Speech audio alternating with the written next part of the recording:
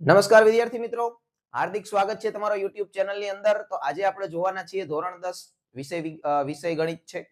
Chapter number 1 છે વાસ્તવિક સંખ્યાઓ, જેની અંદરનો પોઈન્ટ આપણે જોવાના છીએ આજે અવિભાજ્ય અવયવીકરણ. હવે અવિભાજ્ય અવયવીકરણ આ ખૂબ આઈએમપી ટ્રીક છે, ખૂબ આઈએમપી પદ્ધતિ છે આ ચેપ્ટર માટે. જોઈએ શું કહે છે અવિભાજ્ય અવયવીકરણ, તો કે કોઈ પણ વિભાજ્ય સંખ્યાને, કેવી સંખ્યાને, વિભાજ્ય સંખ્યાને તેના અવિભાજ્ય અવયવોના ગુણાકાર સ્વરૂપે દર્શાવવાની ક્રિયાને શું કહેવાય છે? અવિભાજ્ય અવયવીકરણ કહે છે. હવે જો આ વ્યાખ્યા સાહેબ સમજાણની પાછી ફરીથી સમજીએ.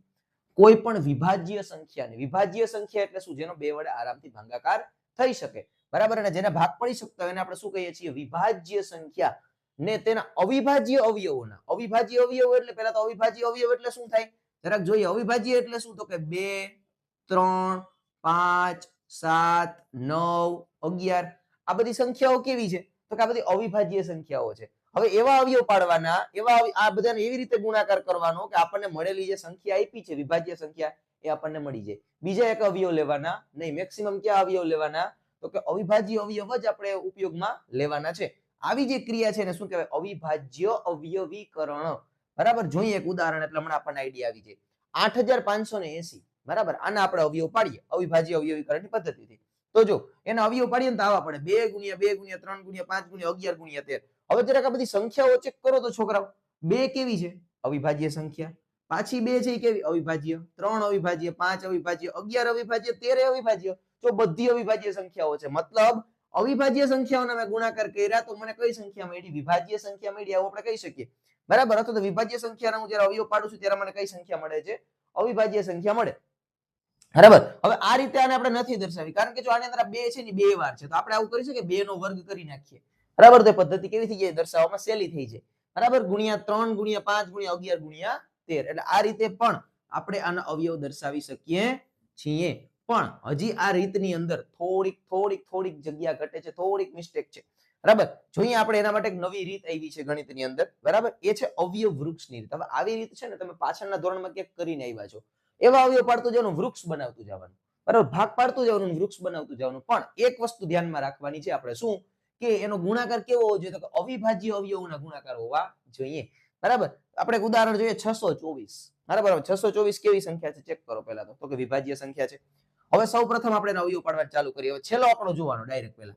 કોઈ પણ 3 આંકડાની સંખ્યાનો જ્યારે અવયવ પાડવો હોય મારે, ત્યારે છેલ્લો આંકડો ચેક કરવાનો. એકી સંખ્યા છે કે બેકી સંખ્યા છે? તો કે ભાઈ આમાં બેકી સંખ્યા છે, મતલબ એનો ભાગ 2 વડે પડશે. એ વિભાજ્ય સંખ્યા છે, એ સાબિત થાય છે, બરાબર. તો જોઈએ આપણે, જો 2 ગુણ્યા 312 કરું ને એટલે 624 થાય, બરાબર. 312 છે એમાં આંકડો ચેક કરો, છેલ્લો બેકી સંખ્યા છે તો મતલબ એના હજી 2 ભાગ પડશે. 156 ગુણ્યા 2 કરું ને એટલે 312 મળે. 156 છે તો 156 ની અંદર છગડો છે એ કેવો છે? બેકી સંખ્યા છે, હજી 2 ભાગ પડશે. 78, 78 માં આઠડો કેવો છે? વિભાજ્ય સંખ્યા છે તો હજી એના 2 ભાગ પડશે. તો 39 ગુણ્યા 2 એટલે 78. 39 માં નવડો જો કેવો છે? એકી સંખ્યા છે, બરાબર. મતલબ હવે કેવા ભાગ પડે? હવે 3 ભાગ પડે કાં તો 5 ભાગ પડે, બરાબર. તો 3 ભાગમાં શું થશે? 13 તેરી 39, બરાબર. હવે એક વસ્તુ આમાં ખાસ ધ્યાન રાખવાની છે છોકરાઓ, અવયવવાળી રીતની અંદર આ ચોરસ કરવાના ભૂલવાના નથી. તો ડાયરેક્ટ એમને લખી નાખ્યા તો માર્ક મળશે નહીં. એટલે ખાસ આ ધ્યાન રાખવાનું છે આપણે કે ચોરસ કરતું જવાનું, ચોરસ ભૂલવાના નથી. સરસ એવું ક્રિસમસ ટ્રી જેવું લાગવું જોઈએ અવયવ પાડ્યા હોય.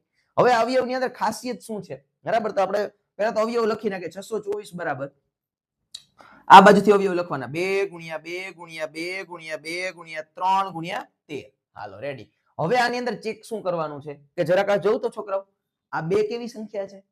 અવિભાજ્ય. આ 2 અવિભાજ્ય, અવિભાજ્ય, અવિભાજ્ય, અવિભાજ્ય, અવિભાજ્ય. જો બધી અવિભાજ્ય સંખ્યાઓ આવી. હવે ખ્યાલ આવ્યો હું શું કહેવા માંગુ છું? આ અવિભાજ્ય અવયવીકરણ એટલે થાય શું? તો કે કોઈ પણ સંખ્યાના તમે અવયવ પાડો છો, એ અવયવ કેવા હોવા જોઈએ? અવિભાજ્ય સંખ્યા જ હોવી જોઈએ, બરાબર. હવે 2 છે ને 4 વાર છે, જો આટલું લાંબુ લખાય નહીં, આપણે શોર્ટ કરી નાખીએ. 2 ની 4 ઘાત કરી નાખીએ. 2 ની 4 ઘાત ગુણ્યા 3 ગુણ્યા 13, બરાબર. એટલે કોનું અવયવીકરણ થઈ ગયું? 624 નું અવયવીકરણ થઈ ગયું, બરાબર. તો આને આપણે કહેશું અવિભાજ્ય અવયવીકરણ. ફરીથી એક વખત જોઈ લઈએ છોકરાઓ, એટલે આપણને ભૂલાય નહીં. કોઈ પણ વિભાજ્ય સંખ્યાને એના અવિભાજ્ય સંખ્યાના ગુણાકાર સ્વરૂપે લખવાની ક્રિયાને આપણે શું કહીએ છીએ? અવિભાજ્ય અવયવીકરણ કહીએ છીએ. દાખલા તરીકે 8580, બરાબર. તો એના આપણે અવયવ પાડીએ તો 2 ગુણ્યા 2 ગુણ્યા 3 ગુણ્યા 11 ગુણ્યા 13 પડે છે, બરાબર. તો આ 2 2 2 3 11 13 આ બધું શું છે? તો કે અવિભાજ્ય સંખ્યાઓ છે ભાઈ. બરાબર. તો અવિભાજ્ય સંખ્યા આપણને પહેલા તો મગજમાં આવી જોઈએ. કઈ કઈ છે? 1 થી 20 ની અંદર તો કે 2 3 5 7 11 9 13 17 બરાબર. આ બધી અવિભાજ્ય સંખ્યાઓ છે. તો આનો જ મેક્સિમમ ઉપયોગ કરવાનો છે આપણે. બરાબર. હવે એના ઉપરથી એક રીત આવે છે, એ છે અવયવ વૃક્ષની રીત, કે ભાઈ વૃક્ષની રીતે અવયવ પાડતું જવાનું, સીધા લાઈનમાં લખી નાખવાના નથી. તો આપણે અવયવ વૃક્ષની અંદર અવયવ બનાવી નાખીએ. અવયવ વૃક્ષ બનાવતું જવાનું. એમાં ખાસ ધ્યાન રાખવાનું, જ્યાં જ્યાં તમે અવયવ પાડો છો ત્યાં ઉપર ચોરસ કરતું જવાનું છે. અને બીજું, જ્યારે તમે આના અવયવ લખવાનું કે ભાઈ આના અવયવ લખો તો હંમેશા આ ડાબી બાજુનું જ લખવાનું, અહીંયાનું આ બરાબર. આ બાજુનું લખવાનું થશે નહીં. આ એક ખાસ ધ્યાન રાખવાનું, એટલે બધું મિક્સ ન થઈ જાય એનું ખાસ ધ્યાન રાખવાનું છે, ચોકસાઈ રાખવાની છે. પછી 624 બરાબર જે અવયવ હોય લખી નાખવાનું. જો કોઈ અવયવ રિપીટ થતા હોય તો એનું શું કરી નાખવાનું? શોર્ટ સ્વરૂપ કરી નાખવાનું. બરાબર છે. ને ટૂંકી રીત કરી નાખવાની, એટલે ટૂંકું સ્વરૂપ આપી દેવાનું એને. બરાબર છે. ચાલો આવા જ આપણે ઉદાહરણ થોડાક અહીંયા છે આપણી પાસે, સોલ્વ કરીએ એટલે આપણને વધારે ક્લિયર થાય. હવે જો અહીંયા તમને 80 આપેલા છે, હાલો એટલે 80 છે ને 80 ને પેલા આપણે ચોરસ આપી દઈએ. બરાબર. હવે આનો આપણે અવયવ વૃક્ષ બનાવીએ. હાલો એટલે 2 ગુણ્યા 40 થાય. બગડો કેવો છે? અવિભાજ્ય છે. હાલો અહીંયા છે 40, અહીંયા ચોરસ કરતું જવાનું, ભૂલવાનું નહીં. હાલો 40 ના બે સરખા ભાગ પડે છે, એટલે 2 ગુણ્યા 20 ભાગ પડે. તો કે હા સાહેબ પડે. 20 દુ 40 બરાબર. 20 ના ભાગ પડે. જો હજી 2 ગુણ્યા 10. હા સાહેબ આ એ ભાગ પડે છે, સાચી વાત છે. હાલો હજી ભાગ પડે છે 10 ના પણ. 2 ગુણ્યા 5. હાલો હવે જો જોઈએ, આ બધી બાજુના 80 બરાબર આપણે અવયવ લખીએ છીએ. 80 બરાબર, હાલો આ બાજુના 2 ગુણ્યા 2 ગુણ્યા 2 ગુણ્યા 2 ગુણ્યા 5. ચેક કરો જે 2 2 4, 4 દુ 8, 8 દુ 16, 16 પંચા 80. પણ આમાં જો 2 કેટલી વાર છે? 4 વાર છે. તો હું આવું કરી દઉં, 2 ની 4 ઘાત ગુણ્યા 5. આ છે આપણો જવાબ. કેનો? 80 નો આ જવાબ આપણો છે. બરાબર. એવી જ રીતે ચાલો આપણે 90 નું જોઈએ. તો 90 ની અંદર પણ 2 ગુણ્યા 45. 45 દુ 90 થાય? તો કે હા સાહેબ થાય. હવે જો અહીંયા એમ થશે કે સાહેબ 45 ને તો બે ભાગ નથી પડતા, તો શું કરું? તો મેં શું કીધું હતું? પેલો આંકડો ચેક કરો, કેવો છે? એકી સંખ્યા છે કે બેકી સંખ્યા? ચેક કરી લેવાનું. તો કે સાહેબ એકી સંખ્યા છે. તો 2 પછી કઈ તરત 2 પછીની કઈ બીજી કઈ અવિભાજ્ય સંખ્યા આવે એનાથી મોટી હોય એવી, એના પછીની? તો કે 3 આવે છે. બરાબર. તો 45 ના 3 વડે ભાગ પાડો. તો કે 3 15 તેરી 45. આવો ભાગ પડે? તો કે હા સાહેબ પડે. ફરીથી 15 આવ્યા, ચેક કરો. બરાબર. તો પાંચડો આવ્યો તો શું કરી શકાય અહીંયા? તો કે અહીંયા આવું કરી શકાય, 3 ગુણ્યા 5. હાલો પડી ગયા અવયવ. બરાબર. તો 90 બરાબર 2 ગુણ્યા 3 ગુણ્યા 3 ગુણ્યા 5. હાલો ચેક કરી લેવાનું. 2 તેરી 6, 6 તેરી 18, 18 પંચા 90. બરાબર. પણ અહીંયા જો રિપીટ કઈ થાય છે? તો કે હા સાહેબ અહીં 3 રિપીટ થાય છે. તો આપણે આવું કરી શકીએ, 2 ગુણ્યા 3 ની 2 ઘાત ગુણ્યા 5. આ શું છે? આપણો જવાબ છે. બરાબર. હવે એની જેમ 120 છે. ચાલો 120 ના પણ આપણે અવયવ પાડીએ. 120 તો એમાં શું થશે? તો કે 2 ગુણ્યા 60. હાલો હવે 60 ના પણ પડશે. તો કે 2 ગુણ્યા 30. હાલો 30 ના પણ હજી 2 થી પડે. 2 ગુણ્યા 15.